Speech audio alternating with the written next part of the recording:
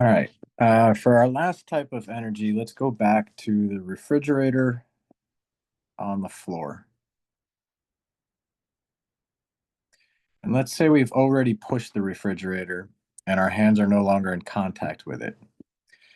And as a result of us accelerating the refrigerator, it has some velocity pointed to the right, such that it changes location.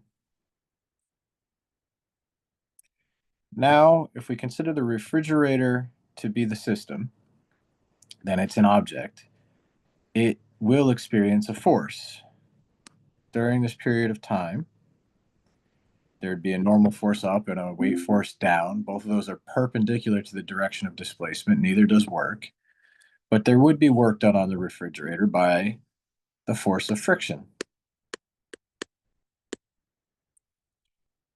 And if we were to calculate the amount of work done by the force of friction, we would find that work done by friction would be equal to whatever size force that was, with a negative sign in front of it, multiplied by the displacement. Why the negative sign? Because the displacement will be right and the force will point left, since friction is always a force that opposes the sliding motion of an object along a surface. What you'll notice is this does not satisfy our rules of being a conservative force, because if we then did the same thing in the reverse direction,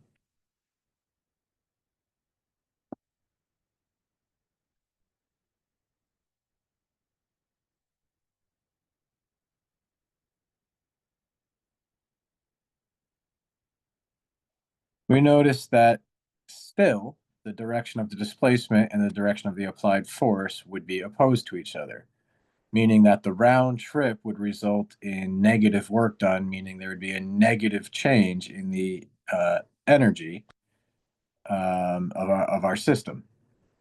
So that for restoring our conservative forces, round trips should give us no net change in energy. Well, this doesn't satisfy that. So this is a non-conservative force, the force of friction. And the work you do is simply equal to the size of that force multiplied by the displacement.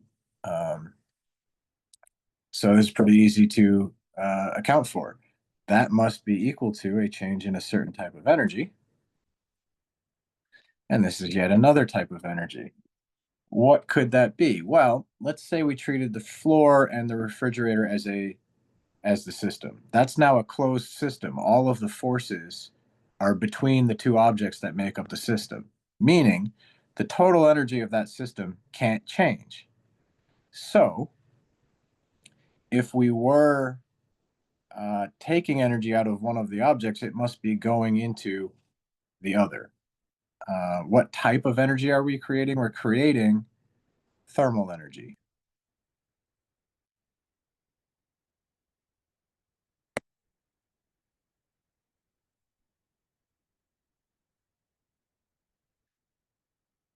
And the amount of thermal energy you create when you overcome the force of friction is just equal to the size of that force multiplied by the displacement over which you overcome it. And we did this in class, but you can do this for yourself by just rubbing your hands together.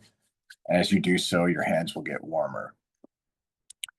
Yeah, that's it. So now you have your four flavors of energy that we will predominantly be using in this class, those being thermal energy, spring potential energy, gravitational potential energy, and kinetic energy. There's a few other flavors of energy. In fact, there's more than a few. There's chemical potential energy. There is electric potential energy you will use in second semester physics. There is nuclear potential energy, right? So there's lots of different types of energy, but we will focus predominantly in this class on the four we've described.